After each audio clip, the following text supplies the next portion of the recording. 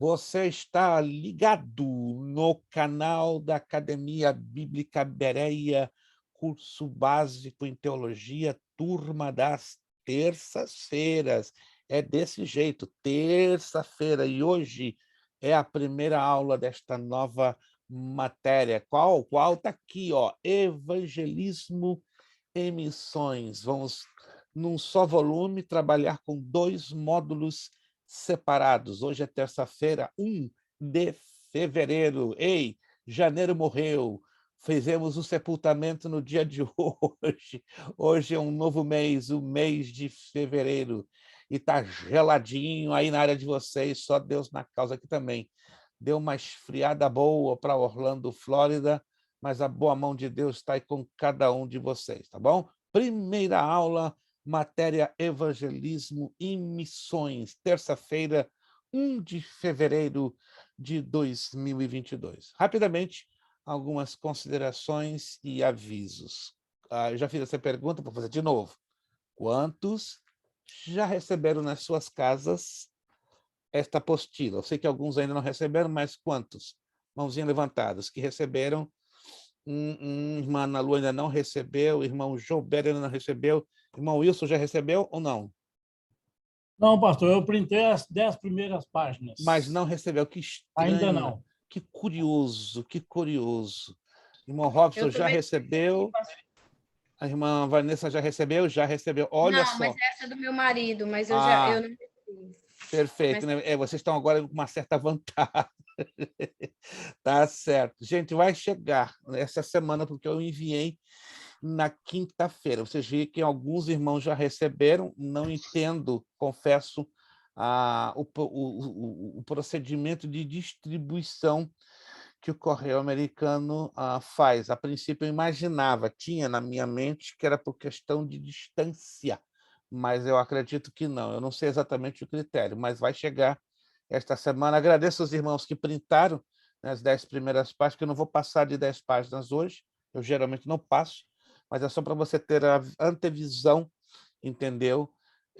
Da matéria. Mas tudo bem, eu acredito que essa semana, amanhã, depois da manhã, esta semana vai estar chegando, e aí todos vocês, se Deus quiser, já na próxima semana, já estarão tendo este novo material. Segundo, quero agradecer a dedicação que muitos de vocês colocaram, um empenho tremendo. Eu sei que essa matéria de geografia bíblica foi um gigantesco desafio para muitos de vocês, né? Vocês observaram que esta matéria é uma matéria técnica, é uma matéria que exige, é uma matéria muito importante para quem lê a Bíblia, para quem ensina, para quem prega, entende? E até mesmo para aquele que é o chamado leigo, que apenas lê a Bíblia e muitas das vezes lê a Bíblia e não entende absolutamente nada do que está lendo com respeito a localizações geográficas. Então, eu de coração quero agradecer, de coração mesmo, muito alegre pelo empenho. Foi difícil, duro, suado,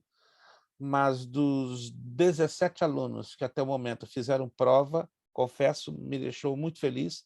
7 de vocês tiraram 100 na prova, uma excelente marca para uma matéria bastante difícil. Tá, os que não fizeram ainda, estou acreditando que vocês serão os próximos a tirar 100.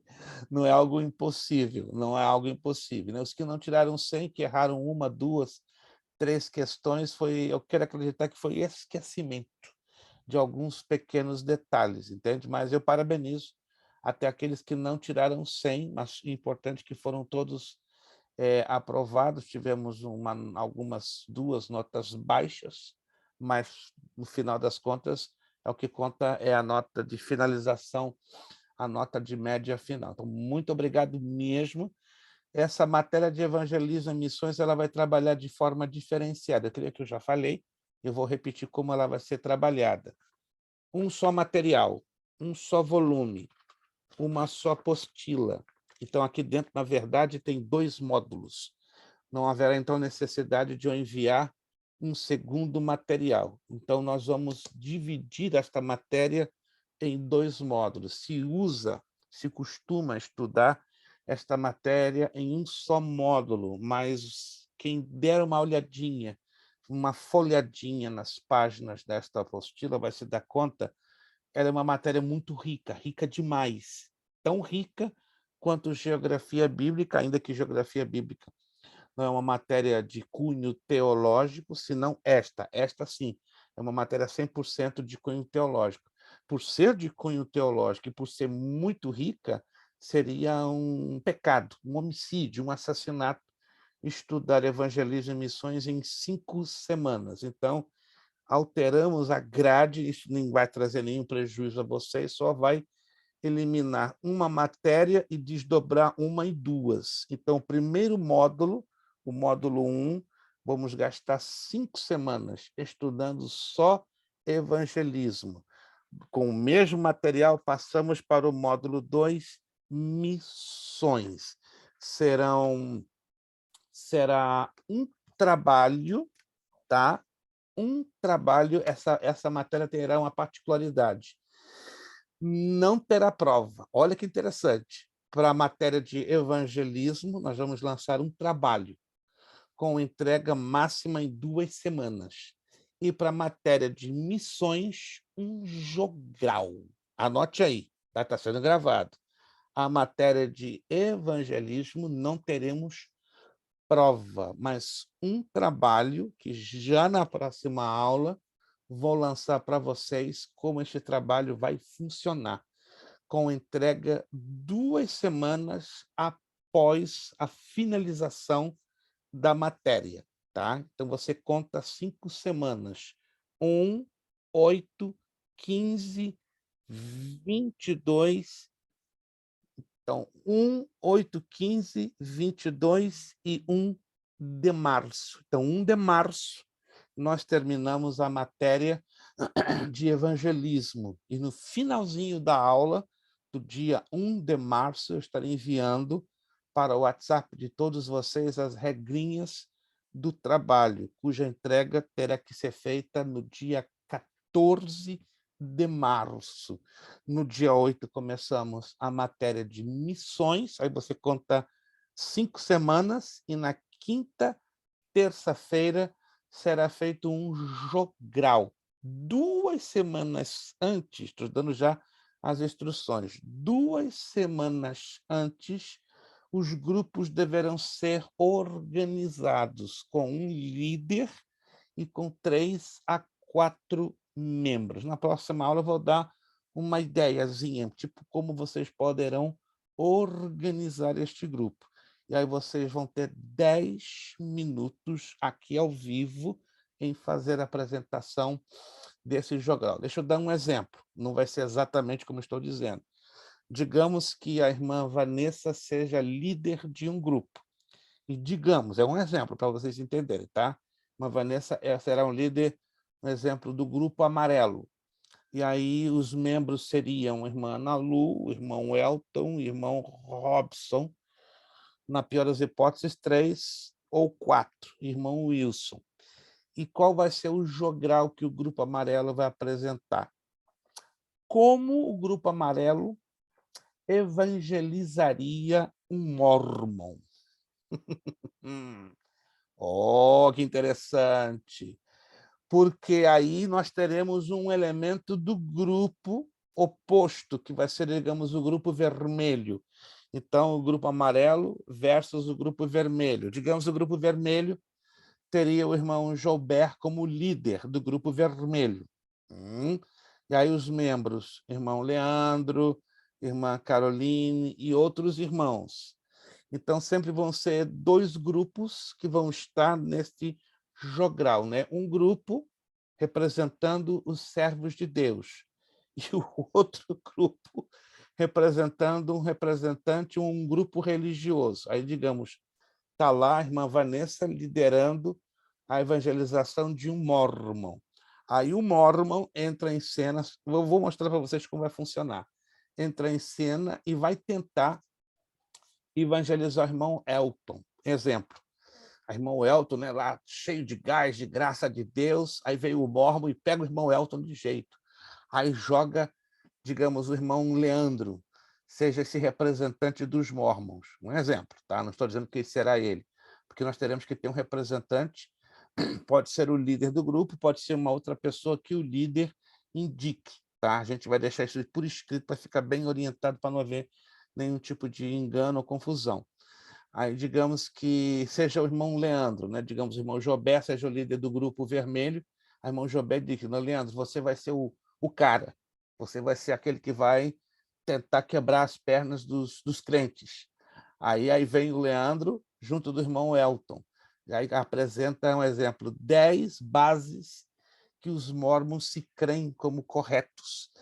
Aí o irmão Elton vai ser acrivilhado, vai ser um tiro atrás do outro. Pá, pá, pá, pá, pá. Isso não impede com que os membros do grupo dos servos de Deus também tenham participação, contra-argumentando com base bíblica. O objetivo desse jogral é avaliarmos quais seriam as melhores estratégias que nós, servos de Deus, precisaríamos ter para contra-argumentar ou refutar os mormons. Eu pergunto, é fácil você ter uma conversação, um evangelismo com o mormon? É fácil, sim ou não? É fácil? Nem um pouquinho. É difícil demais. Digamos que o grupo verde contra o grupo azul. O grupo verde estaria representando os crentes e o grupo azul os islâmicos. Como evangelizar um islâmico? O que você faria quando um islâmico chegasse a você e tentasse lhe convencer que o Alcorão, Maomé, é o correto? Então o islâmico vem, ó, e desce, baixa lá todas as suas crenças, os seus credos, os seus argumentos. Ou seja, vocês vão ter tempo para trabalhar em conhecer as bases dessas religiões.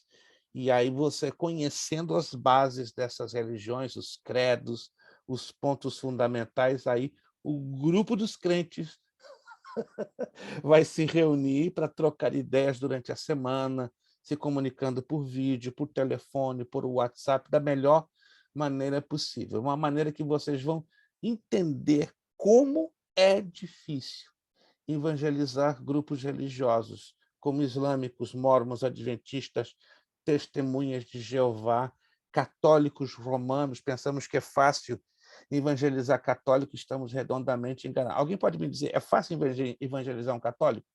Não, parece que é o mais complicado, né? É evangelizar.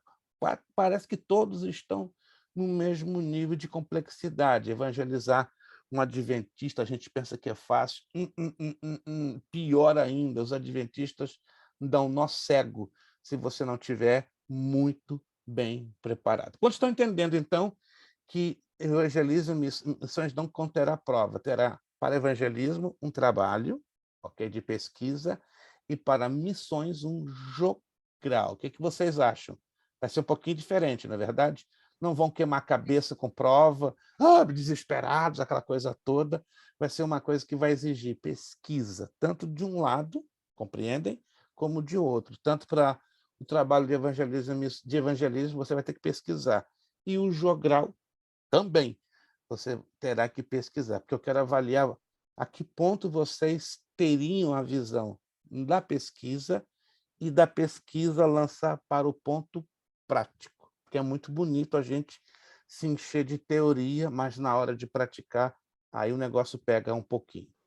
Alguma pergunta, alguma dúvida? Porque a gente já quer entrar na aula, está tudo bem esclarecido? Eu Sim. estava assistindo ontem e hoje uma série no Hulu que chama Cult and Extreme Belief. É tipo de... Eles falam cult, né? Que seriam seitas.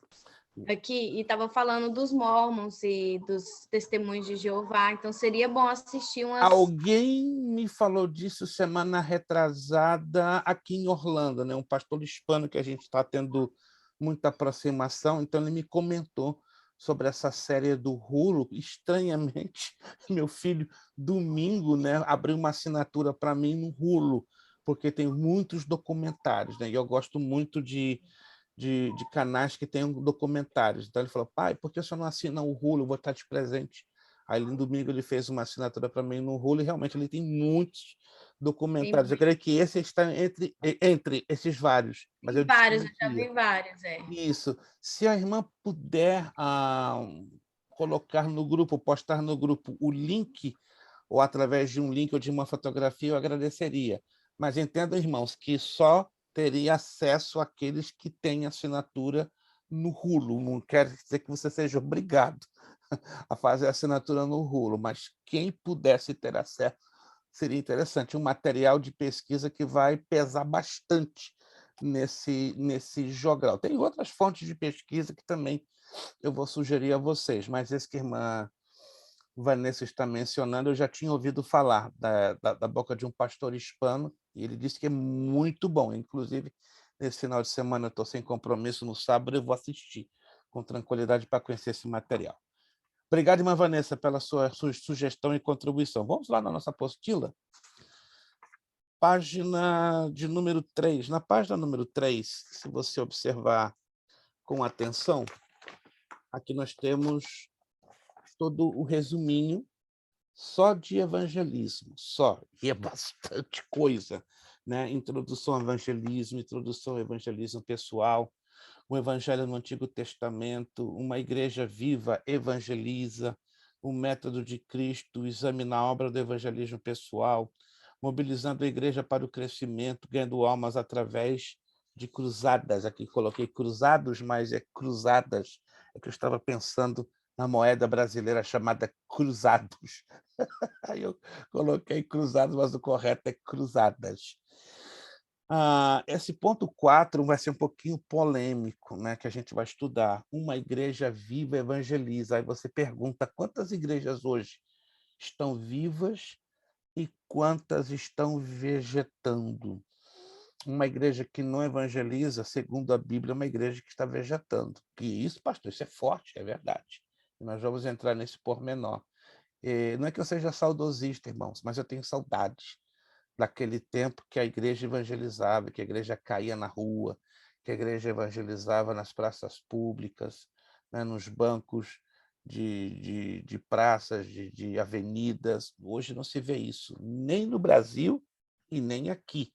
Aqui alegam grandes dificuldades que os governos colocam. Não, basta você se organizar, você pedir permissão às prefeituras, fazer tudo com organização, com tempo, tudo dá certo. O que eu percebo é que as igrejas tomaram uma posição um pouco até radical. Elas decidiram ficar dentro das quatro paredes, porque entre nós é mais confortável, é mais prático, fica bonitinho lá nas quatro paredes, dá muito trabalho sair para pedir permissão, dá muito trabalho se organizar, dá muito trabalho orar e jejuar e se preparar para sair às ruas e ganhar almas. Mas a minha oração é que Deus, nesses últimos dias, antes do arrebatamento da igreja, desperte um povo mesmo, vivo, para ganhar almas, porque a coisa está ficando cada dia mais caótica e as igrejas estão perdendo a sua identidade bíblica, que é o pior de tudo. Vamos lá, então, na página número 4, Introdução ao Evangelismo.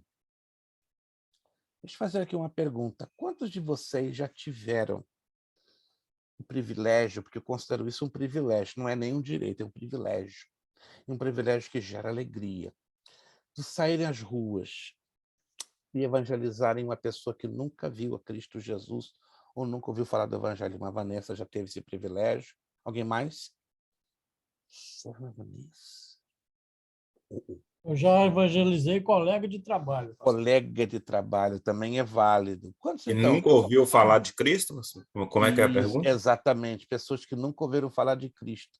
Né? Você vai e joga a rede sobre aquela pessoa, né? Aí entra o que o irmão Wilson falou, um colega de trabalho, um vizinho, pode ser aquele vizinho que está coladinho com a porta da nossa casa. Mas em qual sentido que o senhor fala de nunca ouviu falar de Cristo? Levar o evangelho.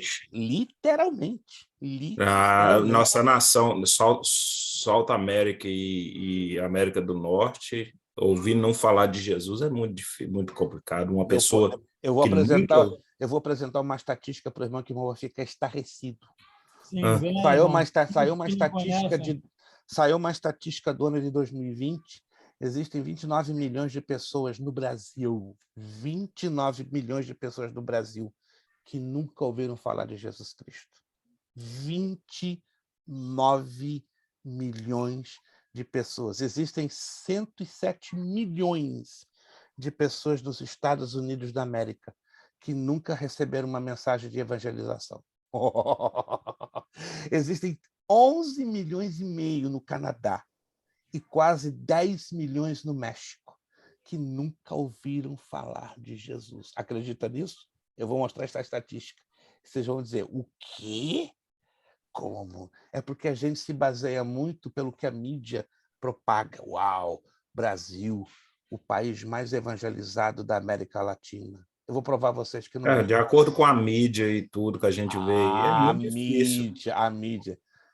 Quem sabe aqui qual é o Evangelizar muitas país do pessoas. mundo, mais o país da América Latina? Quando eu falo América Latina, envolve do México à Argentina. Alguém tem ideia qual é o país da América Latina mais evangelizado em porcentagens, não em números? Em porcentagem, alguém tem uma ideia? Já vou dar uma dica, é um país pequeno. Pequeno, mas 97% desse país já foi evangelizado. 97%. Ninguém tem ideia? Chile. O Chile é o país da América Latina mais evangelizado em porcentagem. 97% da população do Chile já ouviu falar do Evangelho de Cristo. Brasil, se você me perguntar quantos no Brasil já ouviram falar do Evangelho do Senhor Jesus Cristo? 54%. 54%. O evangelismo no Brasil nos últimos 10 anos retrocedeu mais de 60%. Vou repetir. O evangelismo, a prática evangelizadora no Brasil, nos últimos 10 anos, deu uma recuada em 60%, para ser mais exato, 61,25%. São estatísticas que nos deixam tristes, para você entender que a grande comissão está sendo negligenciada. E a gente vê isso, o retrato ou reflexo disso aqui dentro dos Estados Unidos, que é o país que tem maior carência de evangelização. Calma, você vai ficar um pouco chocado o que essa matéria tem para nos trazer, e aí você vai entender porque a obra missionária nos últimos 10 anos caiu 74% em todo o mundo. É triste isso. Nos últimos 10 anos, a obra missionária no mundo caiu 74%. Pasme. Sabe qual é a religião que está maior, que está mais ganhando espaço no mundo inteiro, crescendo no mundo inteiro? Alguém tem uma ideia? Islamismo. O islamismo. 68% nos últimos 10 anos. Assustador. Só no Reino Unido da Grã-Bretanha, em 8 anos, 194.245 igrejas foram fechadas no Reino Unido da Grã-Bretanha e foram construídas em seu lugar mesquitas muçulmanas. O Reino Unido da Grã-Bretanha está 89% tomado pelos islâmicos. França, 94%. Itália, 81%. Alemanha, 76%. Que isso, pastor? Calma. Você não viu nada. Se você passar por esses países, você vai pensar que está no Oriente Médio e não num país que costumamos dizer cristão. Vamos lá. Alguém disse algum tempo atrás, eu não vou dizer um pastor brasileiro muito conhecido, usou uma expressão muito forte. A Igreja de Cristo precisa ser reevangelizada. Perceberam essa frase? A Igreja de Cristo precisa ser reevangelizada. Você não precisa concordar com essa frase, não precisa. Mas eu ando para lá e para cá, olho ao meu redor, pesquiso, comunico e cheguei à conclusão. Essa frase não tem nenhuma gota de exagero. A Igreja de Cristo precisa ser reevangelizada. E qual o sintoma da necessidade de reevangelização? Porque a igreja perdeu a mais importante de sua característica, sair para fora para ganhar almas. Por isso que aqui está como parte dentro do tópico 4. Uma igreja viva evangeliza, uma igreja morta não evangeliza. Vamos lá. Introdução ao evangelismo. O mensageiro era evangelos, isso aqui é uma palavra grega, que queria dizer o mensageiro sagrado. Evangelizar é a missão suprema que Cristo confiou à igreja. Alguém tem mais uma leve ideia do significado da palavra igreja. Uma leve ideia. Você não é obrigado a ter esse conhecimento. Por isso que estamos aqui estudando. Chamados para fora. Chamados para fora. Vem do termo grego eclesia. Eclesia se escreve dois Ks, L-E-S-I, acento agudo no I, A. Eclesia, é uma palavra grega, que quer dizer chamados para fora. No momento que a igreja não cumpre esse chamado, ela não é igreja. Ela pode ser um clube social, ela pode ser uma organização, e é complicado. É a minha igreja, ela é biblicamente uma eclesia ou não é? Entenda-me bem, irmãos, eu não estou aqui questionando a conduta das igrejas, não estou aqui julgando as igrejas, não é o nosso papel fazê-lo, nem a Bíblia não nos autoriza, mas nos preocupa muito, porque as igrejas locais estão se distanciando tanto, tanto e tanto da característica bíblica de sair para fora. A evangelização é o ato de evangelizar, que consiste em levar os perdidos a Jesus para serem salvos por ele. O conceito moderno de igreja hoje funciona da seguinte maneira: abre-se um templo, fazem-se um monte de eventos, que não é errado, entendo-me bem, para trazer o mundano para dentro da igreja. Mas aí nós temos alguns problemas. Primeiro problema, tem pessoas que têm uma resistência enorme a colocarem seus pés numa igreja. Você conhece alguém que você já falou de Jesus e tem uma enorme resistência de colocar o pé numa igreja? Aí tem várias razões. Primeira delas, não é a única, mas é uma que pesa muito. Problema do testemunho pessoal de um pastor, de um membro da igreja. Já cansei de ouvir. Eu não sou louco de colocar meu pé numa igreja por causa daquele pastor que é um tremendo de um bandido, ok?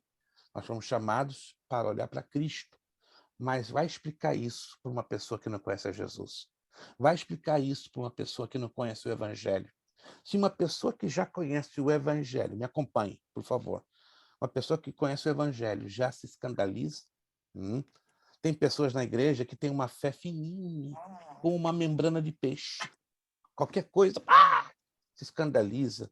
Qualquer coisa se melindra. Qualquer coisa, meu Deus, o que é isso? Jesus mesmo disse, ai daqueles, porque vêm os escândalos, ou os tropeços, melhor que amarrasse, né, uma pedra de moinho e se lançasse para o fundo do mar. Nós estamos vivendo uma época de escândalos, uma época de tropeços, uma época que o testemunho pessoal está em xeque-mate. Irmãos, talvez você não vai concordar comigo, você não tem a obrigação de concordar comigo, mas temos que concordar juntos com a palavra de Deus. De tudo mais caro que eu e você podemos ter, não é uma conta bancária poupuda, não é um carro bonito na nossa garagem, uma casa própria do último estilo, não. A coisa mais cara que eu e você temos que batalhar para preservar chama-se testemunho pessoal e público. Tá difícil hoje você encontrar crente com testemunho pessoal e público, assim, porque as pessoas olham muito para nós. Tem aquele ditado, sorria, você está sendo filmado. Você no seu trabalho está sendo filmado. Você na sua igreja está sendo filmado. Você, aonde estiver que seja, na igreja, fora da igreja, na companhia de quem quer que seja, quando sabem que você é um servo, uma serva de Deus, você está sendo E aí?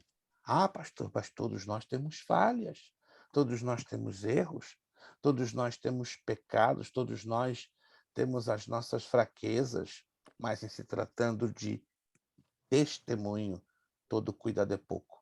Tem que ser redobrado.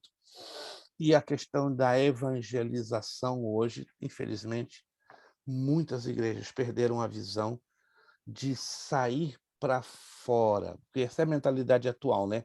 Fazer eventos para atrair as pessoas, mas a Bíblia não nos ensina assim. A Bíblia ensina sair para trazer, para atrair essas vidas. Vamos lá, o que a Bíblia nos fala em detalhes. Evangelização é falar da salvação em Cristo, número 1. É publicar a salvação, número 2. É proclamar o louvor do Senhor, número 3. É empenhar-se apaixonadamente na propagação do Evangelho. Ei, ter paixão por almas hoje está um negócio complicado. Eu me recordo, eu não quero ser saudosista aqui, irmãos, por favor, longe disso. Há 52 anos, quando eu conhecia Jesus, as pessoas tinham uma sede, uma fome desesperada pela Bíblia. Os cultos de ensino que aconteciam no meio da semana eram 2.000, 3.000, 4.000 pessoas. E se você chegasse 7 horas da noite, numa terça ou quarta-feira, esquece. Você ficava do lado de fora da igreja. Os cultos de oração, que aconteciam geralmente entre 7 e 9 da noite, andavam abarrotados. E hoje? Por que as coisas mudaram tanto? É muito fácil quando vem uma banda gospel famosa, falta abrir o teto para o povo entrar para encher o local. Ser um pregador famoso. Mas algumas igrejas vivem de eventos para mantê-las vivas. Desculpe a franqueza, irmãos, não é uma crítica, é uma séria observação. Algumas igrejas decidiram, ao invés de lançar mão das estratégias bíblicas de ganhar almas, porque, irmãos, ganhar almas dá trabalho. Ganhar almas, ó, faz isso aqui, ó. Ganhar almas não é fácil. Exige preparo. Então, o que é mais fácil? Vamos pelo mais fácil. Fazer um evento bonito, investir $20.000 para trazer uma banda que vai encher a igreja e vai dar o quê? Entradas financeiras para a igreja. Não, pastor, isso está errado. Aquela banda gospel pode ser usada para ganhar uma alma. Eu sei disso.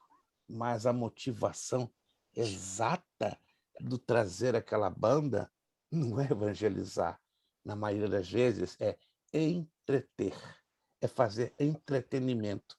Então, a igreja perdeu a característica de ser um altar, de ser um ponto de encontro de salvação. Não estou aqui generalizando, por favor, não me mal interprete. Aqui não se trata de generalização. A maioria decidiu tomar esse caminho. E quando você vê uma igreja que está tomando o caminho contrário, o caminho que a Escritura coloca, todo mundo fica assim, sua igreja evangeliza? Sua igreja tem escola bíblica dominical? Sua igreja tem um culto de oração que vão mais de 80 pessoas? Fala sério, me explica. Qual é o segredo? Qual é o mistério? Irmãos, hoje o negócio está estranho. Hoje, o que a gente vê como correto e comum na Bíblia é uma excepcionalidade. Evangelização é empenhar-se, repito, apaixonadamente na propagação do Evangelho. Eu não vou perguntar a você como você era nos primeiros dias da sua conversão, cheinho do amor, do primeiro amor. O novo convertido é assim, ele está tão cheio do primeiro amor que ele dá bom dia até a cavalo na rua. Paz do Senhor, tá um baita de um cavalo parado lá na rua. Se dá um gato, paz do Senhor. Se dá um cachorro, paz do Senhor. Ele está tão cheio do amor de Cristo que a quem ele encontrar, ele leva o evangelho. E hoje? Será que esse amor mudou? Não precisa me responder. Eu acho que cada um de nós sabemos até que ponto nosso coração está queimando pelas almas e até que ponto estamos indiferentes por estas almas. A palavra evangelismo, anote aí, está aqui na apostila. Evangelismo, a palavra ismo denota sistema. Então, todas as palavras que terminam com ismo falam o quê? De sistema. E a Bíblia nos ensina que há uma forma, um sistema correto de proclamar este evangelho. Se queremos pregar o evangelho, temos que nos preparar. Presta atenção. Hoje tem muita gente querendo evangelizar assim, ó, no toque de caixa, no peito aberto. Deixa eu perguntar a vocês, se vocês podem me responder, não é obrigado. Quanto tempo vocês acham que um mormon se prepara para sair ali na rua? Eles saem sempre de 2 em 2, para bater lá na portinha e para falar das suas crenças. Quanto tempo vocês acham que eles se preparam? 2 semanas? 2 meses? Anos. 6 meses? Alguém pode me responder? Anos. 5 anos. 5 anos. Nenhum grupo de mormons sai nas ruas ou vai lá bater na casa do vizinho se não tiver passado por um processo de discipulado, que eles dizem discipulado, que dure um mínimo de 5 anos. Um testemunho de Jeová, quanto é que vocês acham? Quanto tempo vocês acham que eles gastam para sair para ficar distribuindo aquela literatura deles e falando do reino de Jeová? Quanto tempo vocês acham que eles gastam? De 2 a 3 anos. Os islâmicos gastam de 5 a 8 anos. E nós? Quanto tempo estamos gastando para nos preparar na oração? Nos preparar no básico deste livro, no básico, só no básico. Quanto tempo estamos nos preparando para conhecer o básico das principais religiões e termos fundamento para, dentro da graça e do poder do Evangelho, confrontá-las? São respostas que nos preocupam, irmão. São perguntas legítimas, verdadeiras. E quando olhamos sobre a questão do evangelismo, irmãos, dói o meu coração enormemente. Não estou aqui dando lições de moral, não se trata disto. Eu estou dentro do pacote. Eu estou inserido dentro de uma sociedade cujo desafio está extremo na questão de ganhar almas. A Bíblia disse que, por multiplicar-se a iniquidade, o amor de muitos se esfriaria. E este amor é o amor dos cristãos. Está acontecendo isso, irmãos. Próximo da vinda de Jesus, um bom número dos cristãos perderia o amor pelas almas. Perderia o desejo de ganhar almas por causa do amor, do aumento da iniquidade. Não, pastor, isso não está acontecendo comigo. Que Deus tenha misericórdia. Começando desse aqui, ó. Que ajude a mim e a você a nós não perdermos a chama de amar as almas. Alguém, algum tempo no passado, usou uma frase, um jargão. Presta atenção esse jargão. Eu encontrei Jesus. Já ouviram esse jargão? Você sabe que isso é uma tremenda de uma heresia? Eu encontrei Jesus, irmãos. Não existe um só texto na Bíblia. Eu quero que você me prove. Que prove que isto é bíblico. Eu não encontrei Jesus. Você não encontrou Jesus. Pastor, está forte. Você não está entendendo. Isso aqui vai te eletrocutar, vai dar uns nó na tua cabeça. Jesus que nos encontrou. Jesus que nos escolheu. Jesus olhou para nós com misericórdia. Ele decidiu estender a sua mão misericordiosa e dizer: Wilson, diante dos homens você não vale nada, mas Wilson, eu quero te salvar. Wilson, eu vou te atrair com cordas de amor. Se tu vais querer, é um problema teu, mas eu vou fazer a minha parte, Wilson. Quem sou eu? Eu sou o Espírito Santo, que quero te revelar a verdade e te dar a maior oportunidade da tua vida. Irmão Wilson não perdeu essa oportunidade. Louvado seja Deus.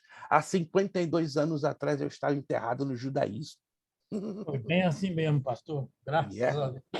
Há 52 anos atrás, meu bisavô estava me preparando para sucedê-lo no rabinato da Espanha e de Israel. Ele tinha planos. Eu fui o 4º bisneto. Ele tinha uma ambição doente. Você vai ser o administrador de mais de 180 sinagogas na Europa, em Israel, na África e no Brasil. E olhando, eu tinha 9 anos de idade. O quê? Mas Jesus de Nazaré, lá do alto, disse: está enganado esse homem. Eu vou chamá-lo para me conhecer. E eu louvo a Deus que ele me chamou. Chamou a você, a cada um de nós. Então, por favor, mude o disco. Eu encontrei Jesus. Não. nenhum de nós teríamos capacidade de encontrarmos com Jesus. Ele que nos encontrou. O que ele mesmo disse: eu vos escolhi, eu vos nomeei e vos enviei para que desses fruto. Está lá em João capítulo 15. E agora? Como é que fica essa declaração que os pastores insistem? Eu encontrei Jesus, mas isso não é bíblico. Como é que foi no caso do apóstolo Paulo? Paulo encontrou Jesus? Não. Jesus que encontrou Paulo. É. Se eu fosse daqui uma lista na Bíblia, quem se encontrou com quem, você coloca as suas barbinhas de molho e vai dizer: aprendi errado durante toda a minha vida. E agora? O que vocês opinam? Quem aqui encontrou Jesus? Vamos lá. Já ficaram assustados. Coisa boa, que ninguém aqui encontrou Jesus. Quem aqui foi encontrado por Jesus? Alguém aqui foi encontrado por Jesus? Coisa boa! Ele, aí, anote isso aqui, na tábua do seu coração. Ele que nos encontrou, ele que nos pegou, ele que estendeu a sua misericordiosa mão.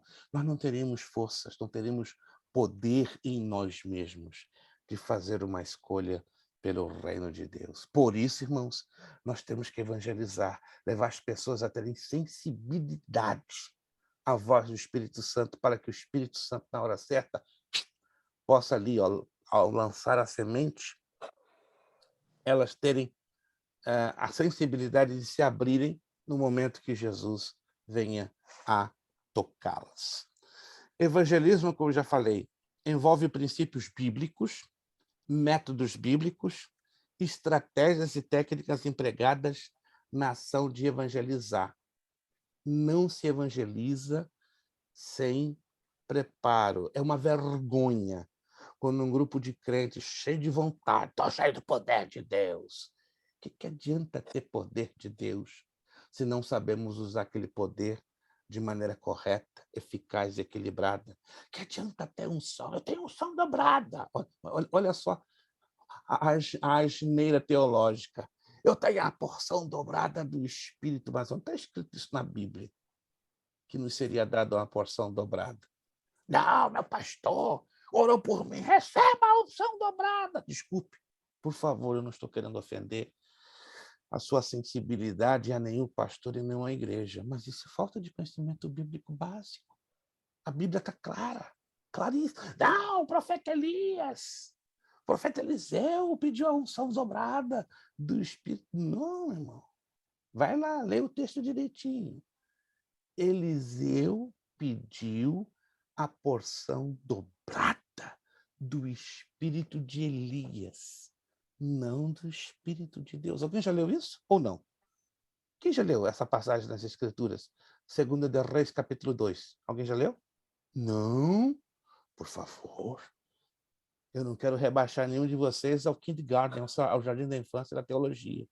Nós estamos criando uma turma, gente, até março. Nós vamos ter uma turminha boa aí, kindergarten, Eu já li, mas entendi dessa forma, né? De porção dobrada do Espírito, não de Espírito de Elias. Mas vamos lá no texto? Vamos lá, esse é o problema. Nós não lemos o texto com a devida atenção. Isso é perigosíssimo. Aí dá margem a heresias. Livro de 2 de Reis. Opa, obrigado, irmão Jobé. Irmão Jobé é aquele coração rasgado que, se você não conhece o irmão Jobé, você não vai conhecer ninguém mais parecido com ele. 2 de Reis, vamos lá, abra sua Bíblia. Não, essa matéria vai ficar curtinha, gente. Essa matéria vai ficar mais curta que Esperança de Pobre. Segundo livro dos Reis, capítulo 2. Versículo 12. Isso, o pastor Darlete está ligado. A pastor Darlete, ela sempre anda em 110, mas eu acho que o pastor Darlete hoje puxou a voltagem para 440. Vamos lá. Ah, pastor, não é assim não, né? Eu acredito que esse ação é muito modesta. Eu admiro a sua humildade, a sua modéstia. 2 de Reis, capítulo 2, versículo 9. Sucedeu, pois, que, havendo eles passado, 2 de Reis 2:9, Elias disse a Eliseu, presta bem atenção nas palavras e no Pastor, contexto que são colocadas estas palavras. Sim, por favor. tem razão, o espírito aqui está com letra minúscula. Irmãos, com todo respeito, eu não sou aqui o dono da verdade. Eu não seria louco, insane, débil mental, com todo respeito, não estou falando isso para ofender ninguém, de ensinar algo que eu não tivesse consciência e propriedade de conhecimento. Meu Deus, vamos lá. Temos que ser cristãos, no espírito de Bereia. Uma das razões que a nossa escola tem esse nome, Academia Bíblica Bereia, você vai lá em Atos 17, 10, 11. Me pergunta por que o nome? Escola Bereia, Academia Bereia. Ei, a Bíblia diz que os bereianos eram mais nobres do que os de Tessalônica, que os tessalonicenses não conferiam nada quando eram visitados por pregadores. Mas quando Paulo e Silas chegaram em Bereia, o que aconteceu? Diz lá o texto, eles pregaram, e os bereanos, o que eles fizeram? Pegaram o livrão lá e, esses rapazes são bons. O que eles pregam bate direitinho aqui, Mas hoje o povo está com preguiça até de pegar a Bíblia. Verdade. Para conferir. Mas essa preguiça, sabe como ela acontece? Ela é consequência da mão frouxa de alguns líderes. Tem líderes que afrouxaram a mão, perderam o compromisso com a palavra. São líderes lindos, maravilhosos, muito bem intencionados, mas perderam o compromisso com a profundidade da palavra. Eles amam pregar superficialidade, porque a superficialidade leva o povo a delirar. Aleluia! Gente, pensa num povo que aprendeu. Pastor, que tem de homem ensinando errado aí. Irmão, eu não... Isso abre porta para heresia, né? Porque fica um monte de crente bitolado querendo porção dobrada, mais de Deus, já tem o Espírito Santo. Vamos entender esse texto para fechar isso aqui? Aí você, de uma vez por todas, vai ter cuidado quando falar essa expressão para não ter problemas lá no futuro. Vamos lá. Pede-me o que queres que te faça antes que seja tomada de ti. E disse Eliseu, peço-te que haja porção dobrada de teu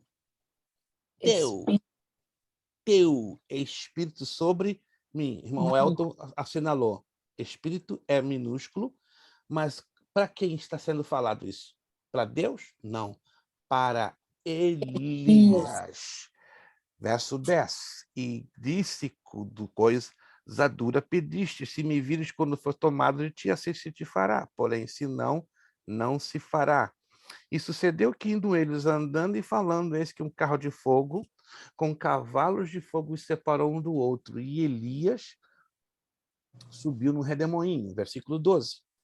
E que vendo Eliseu, clamou, meu pai, carros de Israel e seus cavaleiros, e nunca mais o viu. E tomando das suas vestes, as rasgou em duas partes. E também levantou a capa de Elias, que se lhe caíra, e voltou-se e parou à borda do Jordão. Verso 14. Faz um highlight aqui, olha o que aconteceu.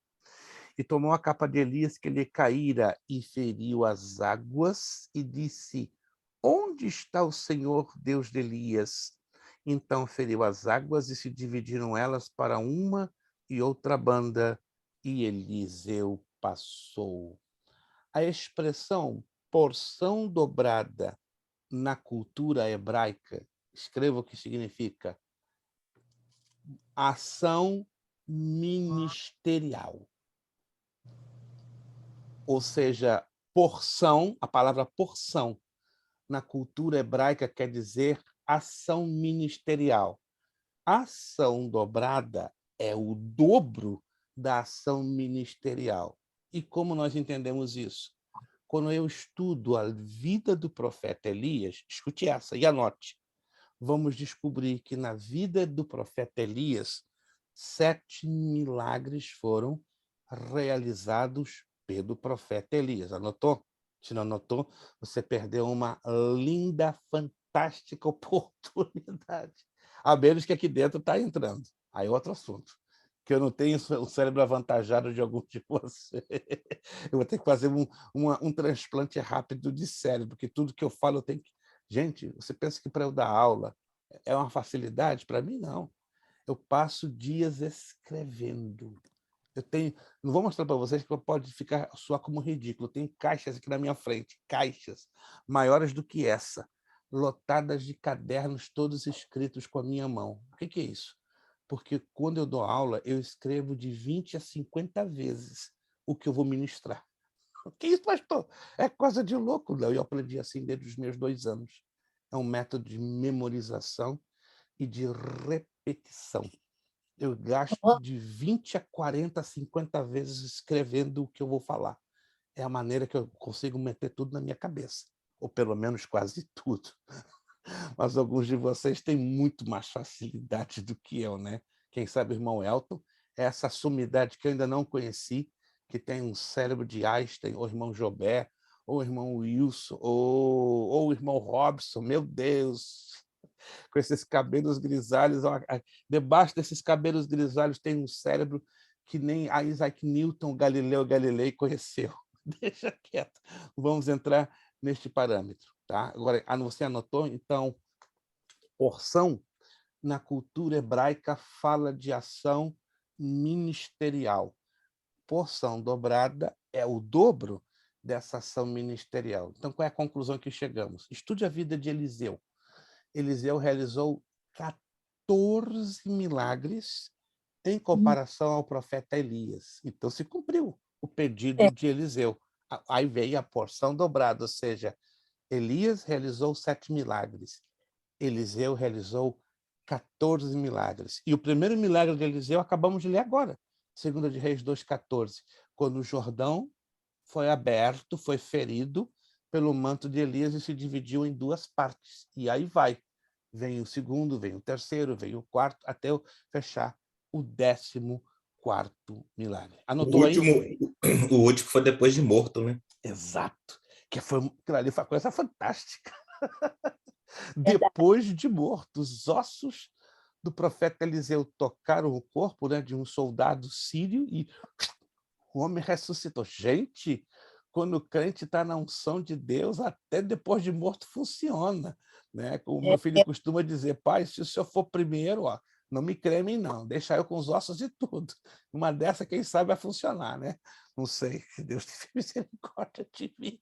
Se os meus ossos tocarem algum morto aí, pode acontecer um milagre, né? Mas isso aí é dentro do propósito de Deus, né? Que foi no caso de Eliseu, houve um propósito para que estas manifestações sobrenaturais viessem a acontecer. Vamos lá. Evangelizar é apresentar Cristo no poder do seu Espírito Santo, para que os homens possam colocar-se debaixo de sua autoridade e confiar em Deus através dele, aceitá-lo como Salvador e servi-lo como Rei no seio de sua Santa Igreja. Evangelismo. Isso aqui é crítico, isso aqui é preocupante, isso aqui é altamente perigoso. É a arte de fazer discípulos. Vamos ler o que diz este mandamento. Mas antes de nós lermos o mandamento, eu quero que você anote aí uma coisa interessantíssima, que poucos de nós, incluindo pastores, pastoras, etc., obreiros da obra do Senhor, não prestam atenção. A Bíblia fala de 4 coisas muito parecidas entre si, parecidas, mas elas não são iguais, porque o conteúdo e a aplicação são bem diferentes. A Bíblia fala de mandamentos, ordenanças, preceitos e estatutos. Vou repetir. A Bíblia fala de mandamentos, ordenanças, preceitos e estatutos. No Antigo Testamento você vai encontrar um grupo de mandamentos, um grupo de ordenanças, um grupo de preceitos e um grupo de estatutos. Esses 4, na maioria das vezes, são todos voltados para quem? Para a nação de Israel. Anotou? Mandamentos, ordenanças, preceitos e estatutos. Praticamente no Antigo Testamento, 98%, tudo voltado para a nação de Israel. E no novo, como é que a coisa funciona? No novo, você vai ficar bem surpreso. Você só vai encontrar 2 mandamentos e 2 ordenanças. Como é que é? Como é que é? Como é que é? No Novo Testamento, você só vai encontrar 2 mandamentos e 2 ordenanças. Você não vai encontrar preceitos. Você não vai encontrar estatutos. O grupo de mandamentos, ordenanças, preceitos e estatutos foi o vínculo que Deus precisou para estabelecer com a nação de Israel. Já os mandamentos e as ordenanças não foram necessários em grande quantidade para que este vínculo acontecesse por causa de quem? Do Espírito Santo. E quais são os mandamentos e as ordenanças em número de 2 cada um, que apresenta o Novo Testamento? Pode anotar? Os 2 mandamentos do Novo Testamento. Amarás a teu Deus com todo o teu coração, com toda a tua alma e com todas as tuas forças. E o segundo mandamento, amarás o próximo como a ti mesmo. E quais são as 2 ordenanças do Novo Testamento? A ceia do Senhor e o batismo nas águas. Olha que interessante. Tanto os 2 mandamentos como as 2 ordenanças do Novo Testamento foram dadas por quem? Por quem? Pelo Senhor Jesus Cristo. Repete as ordens. A ceia do Senhor e o batismo em águas. Estas são ordenanças. 2 mandamentos e 2 ordenanças. O Antigo Testamento, 613 mandamentos. 613 mandamentos. 196 ordenanças. 2.187 estatutos. 1.527 preceitos. Uau! Alguém conseguia cumprir isso no Antigo Testamento? Por isso, 12 anos de estudo. Só Jesus na causa. Só Jesus na causa, irmão Jobé. Irmão Jobé, se irmão Jobé vivesse na época da Reforma, Lutero ia abraçar, ia beijar esse homem e ia dizer: meu escudeiro, meu menino, sério. Que pena que o irmão Jobé não nasceu no século XVI, mas também se ele nascesse no século XVI, eu não teria tido o privilégio de conhecê-lo. Então, eu ficaria no prejuízo, né, irmão Jobé? Mas que bom que o irmão nasceu no século XX, para que eu pudesse lhe conhecer, né? Mas um dia, quem sabe, né? Vamos chegar lá com Lutero e dizer: ó, Lutero, esse aqui podia ser o seu menino, porque esse homem tem um valor. Mas vamos lá, vamos voltar lá para a gente não sair fora do assunto. Então, peraí. Quem poderia, então, cumprir os 613 mandamentos? Esses mais de 1.500 preceitos, esses mais de 2.000 preceitos? O Senhor Jesus. E como é que eu sei disso? Ele mesmo disse: eu vim para cumprir a lei e não para revogá-la. E a lei era composta exatamente desses mandamentos, dessas ordenanças, desses estatutos e desses preceitos. Quantos estão entendendo? Quantos estão entendendo? Então, a lei, para nós, humanos, seria uma carga, exatamente uma carga impossível de ser cumprida. Mas, graças a Deus, que Deus em Cristo Jesus olhou para mim e para você e disse: olha, o negócio está pesado, eu vou facilitar. Vou reduzir para 10 mandamentos. Aí Deus disse: 10 está difícil. Eu vou reduzir para 2. E você acredita que 2 ainda está difícil? Não. Aí Jesus, para dar o golpe de misericórdia, o que ele disse? Amarás o teu próximo como a ti mesmo. Lá no finalzinho da epístola de João, ele ressalta só um. E eu garanto a vocês, ainda com um, tá difícil. 613 impossível, 10 ficou pesado, 2 complicou, 1 tá difícil ainda, mas pela graça a gente consegue. Amém? Vamos lá. A arte de fazer discípulos, agora vai ficar polêmico. Vamos lá, Mateus capítulo 28. Isso aqui é só introdução, gente. Ó, só introdução. Você não tem nem ideia o que está esperando na próxima aula. Mateus capítulo 28. Mateus capítulo 28. Muita gente memoriza esse texto mas não entende o que esse texto está querendo dizer. Mateus 28, 19 e 20 é a grande comissão. Portanto, ide, ensinai todas as nações, batizando-as em nome do Pai, do Filho e do Espírito Santo, ensinando-as a guardar todas as coisas que vos tenho mandado. E eis que estou convosco todos os dias, até a consumação dos séculos. Aqui nós temos uma ordem.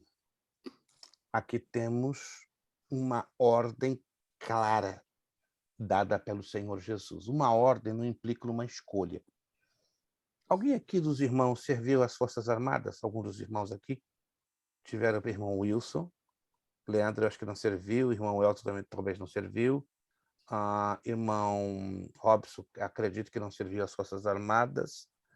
Nem o irmão Joubert. Ainda que o irmão Joubert tem aparência de mariner, mas não acredito que não serviu às Forças Armadas. Eu não servi, mas convivi com pessoas que serviram a Marinha, a Aeronáutica, o Exército e até mesmo aqui dos Estados Unidos e da Inglaterra. Por que eu estou mencionando isso?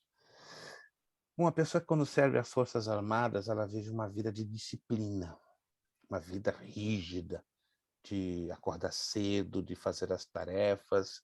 Não é uma vida comum, é uma vida muito disciplinada, muito. E essa vida disciplinada é em consequência de quê? Que um soldado ele é preparado para ser discípulo.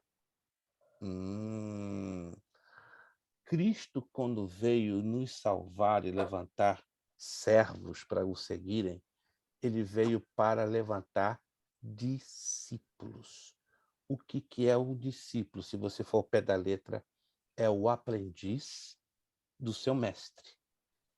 Agora, qual o problema dos dias de hoje? As igrejas não estão preocupadas em que se levantem discípulos que sigam o Mestre Jesus, mas elas acham mais fácil prepararem pessoas que sigam a elas, ou seja, aos pastores, aos líderes. Escute bem, não é errado. Eu e você temos os nossos pastores como referência, como modelo de fé, de testemunho. Não é errado. Errado é colocarmos a nossa idolatria, a nossa excessiva expectativa neles como modelo de perfeição, tanto moral como ministerial. Os pastores, os líderes, não são perfeitos, humanamente falando, nem espiritualmente e nem ministerialmente. Devemos respeitá-los, sim. Devemos acatá-los, sim, até o momento... Pastor, nós Sim? Alô? Nós só trocamos de telefone porque acabou a bateria, tá? Amém. Eu senti que houve uma bênção da parte de Deus.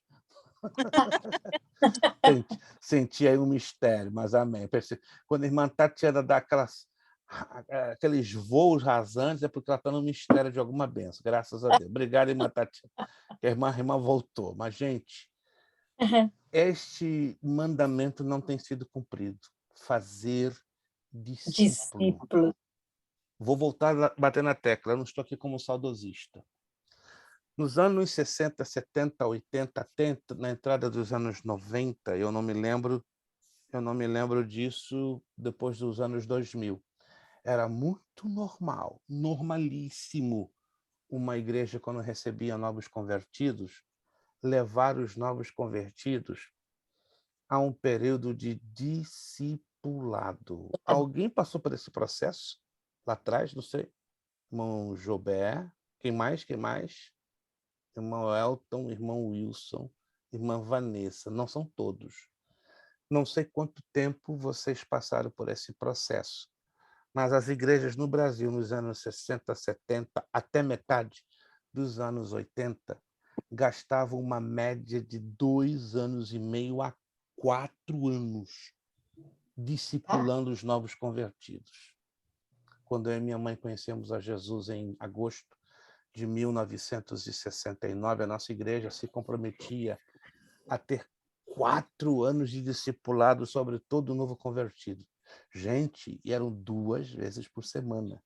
Toda terça e toda sexta 5 pessoas, mais o pastor presidente da igreja, estavam andando na minha casa, de 7h30 da noite às 10, ensinando, Bíblia. Pastor, Bíblia. hoje em dia, 4 vezes no máximo, em um mês, 4 vezes, batizou, acabou o discipulado, acabou por ali. Os tempos mudaram, infelizmente, para pior. Não estou aqui tecendo crítica sobre nenhum ministério, sobre nenhuma igreja. É preocupante, irmãos. Jesus mudou? Não. Ele é o mesmo ontem, hoje e sempre. Hebreus 13:8 diz. Mas por que as igrejas mudaram tanto? Por que elas se afastaram tanto do princípio bíblico original? Se você foi em Atos dos Apóstolos, o segredo da igreja de Jerusalém qual foi? O discipulado nas casas. É o que nós costumamos chamar de grupo de células, grupo de crescimento, mas a bem da verdade é o chamado discipulado. Leandro, tem uma colocação. É o que o irmão estava falando de questão de batismo, já presenciei batismo que a pessoa teve respaldo do batismo há 10 minutos antes de entrar nas É isso que o Leandro está me falando, não me surpreende, infelizmente. E eu conheço ministérios aqui nos Estados Unidos, de igrejas hispanas e brasileiras, que têm essa mentalidade. Se converteu, pega de surpresa o novo convertido para jogar nas águas do batismo como fosse um simples banhozinho. Mas não é assim. E esses ministérios e pastores que assim creem, eles pegam aquele texto isolado, lá de Atos dos Apóstolos, no caso do eunuco de Candace. Alguém se lembra? O eunuco estava caminhando, aí aparece o Espírito Santo e chama Felipe. Felipe vai lá e se aproxima dele. Mas, irmãos, ali foi uma situação especial, uma situação isolada e uma situação excepcional. Aquilo ali não é um padrão, irmãos, mas pela falta de um estudo bíblico profundo para nós entendermos na Bíblia o que é um padrão e o que é uma situação excepcional, você vai descobrir isso quando você estuda o pano de fundo da história, tá? Por exemplo, o apóstolo Paulo e Jesus são as duas colunas do ensino doutrinário do Novo Testamento. Então, tudo que você encontrar de ensino doutrinário, ou seja, de ensino bíblico, foi proferido pela boca do Senhor Jesus, na sua grande maioria, ou pela boca do apóstolo Paulo. Em terceiro e quarto lugar vem João, Pedro, Tiago, João e Judas. Então, todo o princípio doutrinário das Escrituras do Antigo Testamento, para ter validade no Novo, quer anotar? Todo o princípio doutrinário bíblico do Antigo Testamento, para ter a validade do Novo, tem que ser confirmado pelo menos por 3 vezes. Pela boca do Senhor Jesus, pela boca do apóstolo Paulo, Pedro, Tiago, João e Judas. Se aquele princípio, aquele ensino doutrinário do Antigo Testamento não tiver pelo menos 3 vezes a confirmação da parte de Jesus, de Paulo, Pedro, Tiago, João e Judas, esquece. É um princípio estabelecido para ser aplicado unicamente no Antigo Testamento e para a nação de Israel. É o que se chamam de princípios locais e temporais. Por que princípios locais? Aplicados só para a nação de Israel, e temporais, só no tempo do Antigo Testamento. Aí tem os princípios universais e atemporais. Universal porque serve para todas as épocas, Antigo e Novo Testamento. Estão anotando? Estão entendendo? Isso que quer dizer universal. E atemporal. Não, universal, perdão. Ele é para qualquer tipo de nação, em qualquer povo, qualquer língua. E o atemporal independe do tempo. Seja Antigo, seja Novo Testamento, tem validade. Você vai lá no Antigo Testamento, né? Deixa eu mostrar para você um princípio local e temporal. Isso aqui assusta. Deuteronômio capítulo 28. Não, vamos voltar ao discipulado. Isso não se ensina nos discipulados de hoje. Deuteronômio capítulo 28. Deuteronômio capítulo 28. Versículo 13. Os pregadores de prosperidade, quando começam a receber lá a unção, o fogo, a labareda, que eu não tenho nada contra, eu também gosto de fogo, gosto de labareda, gosto do Espírito Santo agindo na igreja, mas o Espírito Santo trabalha sincronizado com a Bíblia, com a palavra. Qualquer coisa que aconteça na igreja que não tem base bíblica, você tem o direito bíblico e a obrigação de questionar. A Bíblia diz: examinai tudo e retende o que é bom. Olha o que diz aqui em Deuteronômio 28:13. E o Senhor te porá por cabeça e não por cauda, e tu estarás em cima e não debaixo, quando obedeceres aos mandamentos do Senhor teu Deus, que hoje te ordeno, para os guardar e fazer. Isso aqui é um princípio local e um princípio temporal. Porque é local. É uma promessa de Deus para a nação de Israel. Não tem nada a ver com a igreja. Mas eu já ouvi muitos pregadores de fogo falando: o Senhor te porá por cabeça e por cauda. Irmãos, tem outras centenas de promessas dirigidas para a igreja. E esta aqui não é.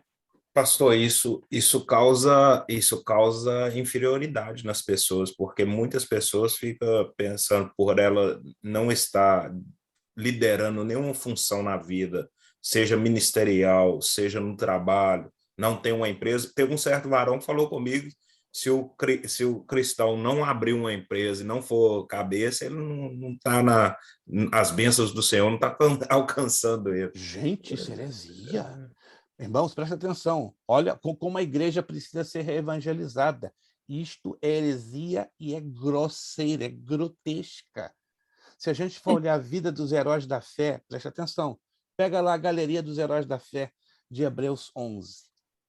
Mais de 60% viveram uma vida de rejeição, de abandono, de pobreza material e financeira, mas a riqueza espiritual, que aquele povão que está naquela lista lá de Hebreus 11 não se compara ao que eu e que você juntos temos. E a maior riqueza que eles tinham é comunhão, intimidade com Deus. Porque hoje se valoriza mais isso aqui, do que a riqueza da comunhão e da intimidade do relacionamento para com Deus. Leandro, solta. Só em concordância com o irmão Elton, eu só tenho 5 anos aqui na América, mas o que eu mais escuto é: se eu aceitar esse Jesus, eu vou conseguir o que eu quero? Eu tenho a visão dos cristãos aqui na América, de experiência, que para eles é o Cristo dólar, que aceitando ele, o dólar vai entrar. A questão: se eu andar a pé, então você não serve a Deus. É isso que a gente mais vê aqui hoje. Eu cheguei aqui, eu fiquei louco da cabeça com essas coisas. Posso confessar algo que, claro, eu não deveria fazê-lo em sala de aula, por se tratar de uma privacidade minha, que está ligada à minha vida. E todos nós temos esse direito de reservar a nossa privacidade. Mas eu estou nesse país há 22 anos. 26 de abril vai cumprir 22 anos que eu estou aqui. E, infelizmente, isso que o Leandro está falando, eu quero confirmar com muita tristeza. Por isso que eu vou dizer agora, é uma confissão e não um desabafo, é uma confissão, algo ligado a uma privacidade da minha vida. Eu não falo isso para me envergonhar nem a mim, nem envergonhar vocês. Em 2003, estávamos para sermos legalizados, porque recebemos um convite do Brasil para trabalhar com uma igreja portuguesa em Connecticut, e aí aconteceram uns probleminhas na permissão de Deus, e nós perdemos a nossa legalização. Houve um problema com os advogados, sério, um dos mais estranhos que eu vi na minha vida, e até mesmo outros advogados, quando foram tomar o nosso caso, nunca viram um problema dessa natureza, coisa assim rara, e resultado, estou há 22 anos ilegal, indocumentado neste país, privado de ter carteira de motorista, porque é a única coisa que hoje me levaria a ser deportado dos Estados Unidos é lançar a mão de uma carteira de motorista, pelo menos até antes do Real ID pelo estado de Massachusetts, eu podia tirar a carteira de motorista. Depois do Real ID, eu fiquei completamente impossibilitado. Como é que eu sei disso? Pastores na mesma situação minha, do R1, eles insistiram, tiraram a carteira e 3 a 4 semanas depois, automaticamente vem a carta de deportação. Eu não estou falando de 1, de 2, de 3, de mais de 60 pastores que eu tenho conhecido ao longo dos últimos 20 anos, têm vivido a mesma experiência, não aguentam. E aí, quando sabem que o pastor Luiz Prestes anda de trem, de metrô, de Uber, a pé e não dirige, eu já vi isso da boca de dezenas de pastores. Pastor, tem alguma coisa errada na sua vida. A bênção de Deus não lhe acompanha. Não faz sentido. O irmão, tanto tempo na América, não tem um carro, não pode dirigir. Irmão, eu já expliquei. Eu não posso dirigir pela minha situação migratória. Toma isso por fé, seja por lança a mão de fé, pisa no diabo, compra um carro, tira a carteira. E aí? E depois que eu for deportado, irmão, vai me trazer de volta? Vai reabilitar minha vida toda que está aqui nesse país há mais de 20 anos? Não, pastor, então a bênção de Deus não está na sua vida. Como é que mantém essa autoridade? Me prova aqui, me prova. Eu não sou melhor do que ninguém, não, irmãos, mas eu agradeço a Deus, que Deus, nos meus 62 anos de vida, me tem dado vida, saúde, eu tenho força para pegar um metrô, tenho força para pegar um trem, consigo andar de 6 a 10 milhas por dia quando está fazendo uma boa temperatura, não reclamo não. E você vai dizer que a bênção de Deus não está na minha vida porque eu não tenho veículo? Desculpa, Leandro, ter usado o teu gancho, mas isso é uma heresia grosseira que tem sido pregada por falta de uma visão clara do que é o quê? A Bíblia e o Evangelho. Tudo contribui para o bem daqueles que amam a Deus. Quantos de vocês creem que na oposição que a nossa vida vive, digamos assim, na contramão da nossa vida, Deus tem um propósito oculto para ser revelado no momento certo? Quantos creem nisso? Gente, eu creio. Eu tenho vivido isso. A minha vida tem vivido uma completa contramão. E na grande contramão da vida, eu vim parar aqui. Ou você pensa que eu planejei cair na Flórida? Ou você pensa que eu calculei, não, tal dia, tal hora, eu vou para Orlando, eu vou para a Flórida. Não, isso aqui foi tudo preparado por ele, calculado por ele. Porque aqui Deus tem um propósito a realizar na minha vida. Como eu creio que Deus tem um propósito maravilhoso para fazer na tua vida. Você diz para Deus, minha vida está uma bagunça. É Olha, na adversidade que Deus se revela a nós. aí que está, irmão. Quanto mais bagunça tiver na tua vida, mais você vai ver a operação de Deus. Aí você Amém. vai dizer, uau! Todo mundo achava que eu era um desdito, mas eu sou um bendito da parte de Deus. Mais 10 minutinhos que a gente já termina em 10 minutinhos. Calma, gente. Isso é só a introdução. Calma, você não está entendendo. Essa matéria aí vai dar um nó cego na nossa cabeça enorme. Fazer discípulo. Vamos lá? Fazer discípulo. E de fazer discípulos, batizando-os em nome do Pai e do Espírito Santo, ensinando-os. Hoje as igrejas estão pecando por não colocarem no seu programa de trabalho discipulado. Deixa eu dar aqui um toque. Só existem hoje 3 igrejas que ainda estão lançando mão do discipulado. Anote aí. As igrejas batistas, as igrejas presbiterianas e as igrejas metodistas. Elas ainda estão adotando o princípio do discipulado.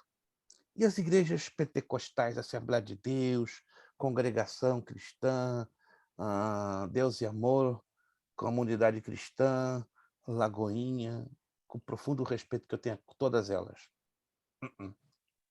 Acredite. Não fazem isso. Tem condições? Tem, entre aspas. Mas por que não fazem? Resposta, não é conveniente. Não é conveniente gastar tempo estudando. Não é conveniente gastar tempo se preparando. Não é conveniente dar estrutura para o conhecimento da verdade. Por quê? Pastor, e hoje em dia também eu vejo assim, porque é muito mais fácil você pregar e falar em cima do púlpito quando ninguém tem conhecimento de nada.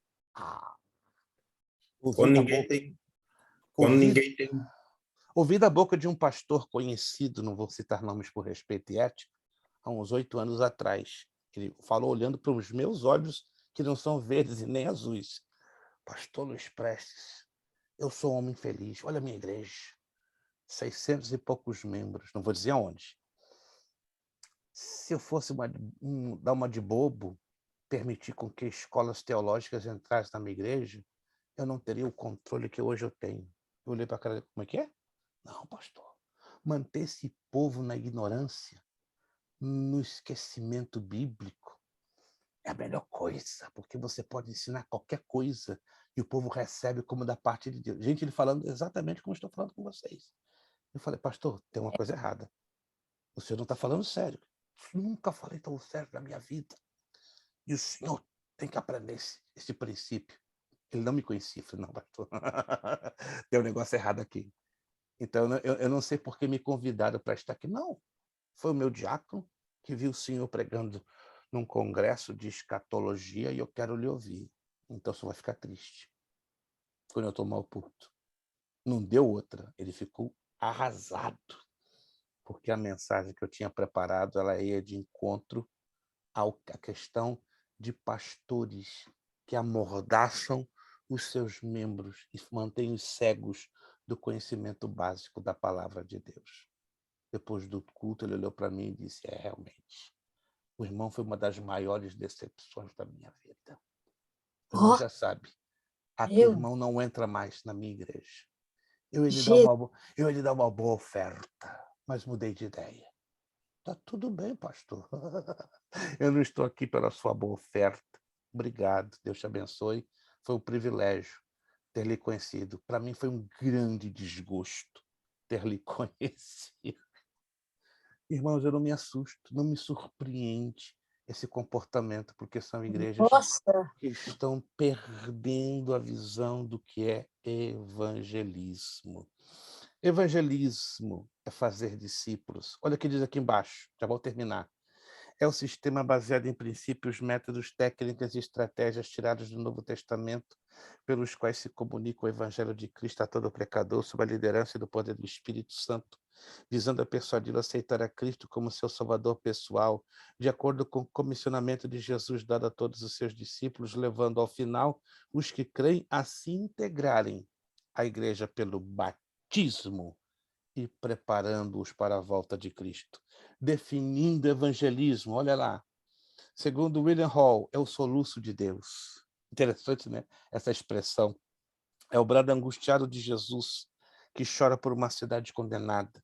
É o brado de Paulo, eu desejaria ser anátema, separado de Cristo, por amor de meus irmãos, meus patriotas segundo a carne.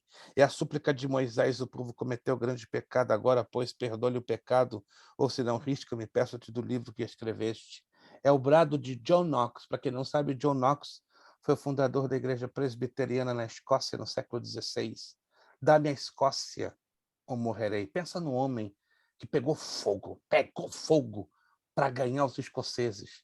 E ele deixou bem claro, Senhor, ou tu me dá a Escócia, ou eu morro. Aquele homem foi tão usado por Deus em um ano. Ele ganhou 69.800 escoceses para Cristo. Foi uma coisa linda. Isso é avivamento, irmãos. Quando o poder da palavra queima o nosso peito e nós somos usados para ganhar almas. Muita gente gritando, avivamento, avivamento. Eu olho para a Bíblia, avivamento é transformação de almas, avivamento é transformação de atitudes, avivamento é a revelação da lagachuriketelemanabia, da vida do Espírito fluindo pelos poros da sua pele, catarabasubdecanamaia.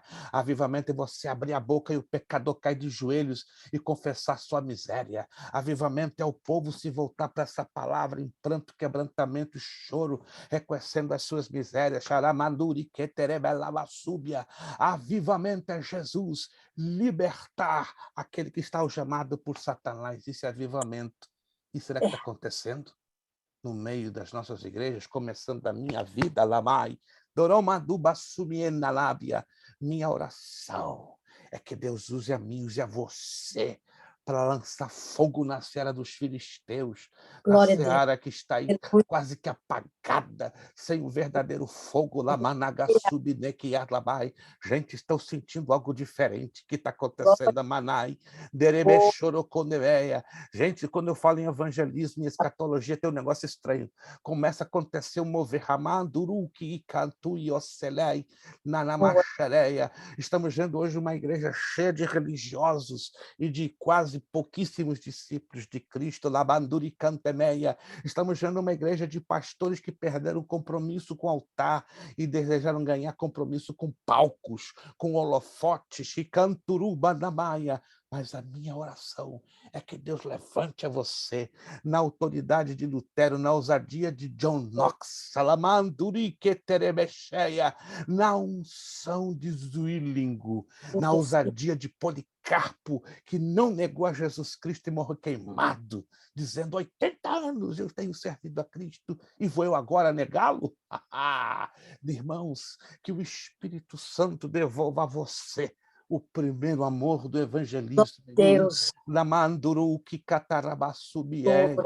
Senhor, eu quero orar a Ti, eu quero Te agradecer, Halandeleia, por essa Aleluia. matéria. Essa matéria vai levantar Glória a Deus. paixão e compromisso pelas almas. Salamaduri Ketereia. Senhor, sacode esta escola que é tua através desta matéria. Traz o avivamento que tantos estão chorando, clamando, jejuando e pedindo. Mas parece que esse avivamento não chega, mas vai acontecer não um avivamento, mas um despertamento no meio de uma apostasia que está destruindo a muitas igrejas, afastando-as do primeiro amor. Deus, meu coração está gemendo, mas ao mesmo tempo ele está queimando. Rabacurianta rabalaia, reperequia suricanto no manamacheia. Aleluia. Espírito Santo, eu levanto as minhas mãos na direção desses alunos que são teus, que a tua unção possa alcançá-los em cheio, possa enchê-los em cheio, possa abalar as vidas deles em cheio. Senhor, eu quero te implorar que eles não sejam as mesmas pessoas, os mesmos cristãos, os mesmos alunos, depois dessas duas matérias, evangelismo e missões, porque se nós não clamarmos, as pedras vão clamar, e nós vamos ser envergonhados, mas usa de misericórdia para conosco, em o nome de Jesus. Em nome de Jesus. Amai que o visnemequeia. Perdão, irmãos. Não consegui segurar, não. Desculpa, não deu jeito. Labai, terebera subieia. É difícil, gente. Quando eu estou ministrando essa matéria, é difícil segurar o espírito, mas dessa vez, mil perdões. Não fique chateado comigo, não. Não deu para segurar. Está queimando aqui dentro, gente. Eu tenho que terminar essa aula, senão a gente vai vazar abaixo. Gente, que coisa linda saber que Deus está conosco. Que Deus quer que nós façamos a diferença. Dê uma lidinha aqui no restante da página 5, né, sobre o definindo evangelismo, tá?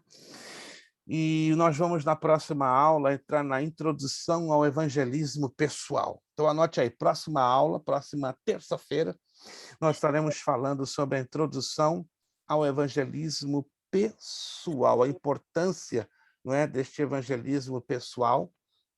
Ela é grande, ela é enorme para o nosso crescimento espiritual. Na próxima aula também vou dar as orientações de como nós vamos já começar a fazer o trabalhinho, né? Não vai ter prova na matéria de evangelismo, vai ter um trabalhinho, e esse trabalhinho, deixa eu mostrar aqui a vocês, só para vocês já ficarem contentes da vida. Aleluia! Vai ser baseado nesses exercícios aqui, né? São 5 bloquinhos, bloco 1, bloco 2, bloco 3, bloco 4, bloco 5, né? Não vai ser mamão com açúcar, né? Mas vai ser marshmallow, né? Com chá quente. Então, vai ser suave, né? No meio dessa geladeira que vocês estão passando por aí, né? Vai ser agradável para vocês desenvolverem esta matéria. Eu pergunto a vocês, esta aula valeu alguma coisinha? Valeu alguma coisinha? Valeu? Se valeu, a glória, a honra, o poder e a majestade pertencem ao Senhor, nosso Deus. Dentro de 2 horas no final desta aula, vocês já sabem, ela já está, o link estará sendo postado no grupo de vocês. Se você quiser voltar a reassisti-la, fique bem à vontade. E na próxima aula, os alunos que não fizeram a prova de geografia bíblica estarão fazendo, então, a segunda chamada. Próxima terça-feira, dia 8 de fevereiro, terminando a aula, nós vamos fazer com que ela termine um pouquinho mais cedo, né? 9h30, 9h40, para não atrasar o início da prova e também não se tornar muito extenso um tempo em respeito aos irmãos que têm no seu dia seguinte o dia de trabalho. Vamos, então, agradecer a Deus Muito obrigado ao nosso irmão Leandro, se esforçou muito para estar aqui, Deus abençoe. Irmão Elton, muito obrigado. Irmão Jobé, irmão Wilson, irmão Robson, lá de Bronx, Nova York, saudades dessa casa aí bonita e daquele almoço que tivemos, né? Um privilégio de algumas semanas aí ter compartilhado com a sua família. Deus abençoe sua família, sua casa, irmã Ana. Obrigado, irmã Ana Lu, pelo seu esforço. Deus deu graça, irmã Ana Lu, ela foi até o fim. O Alan estava derrubadinho, mas o Espírito Santo renovou as energias, né? Eu sei, por experiência, ficar 3 dias aceso desse fogo no corpo desse pobrezinho aqui e fico naquele renovo.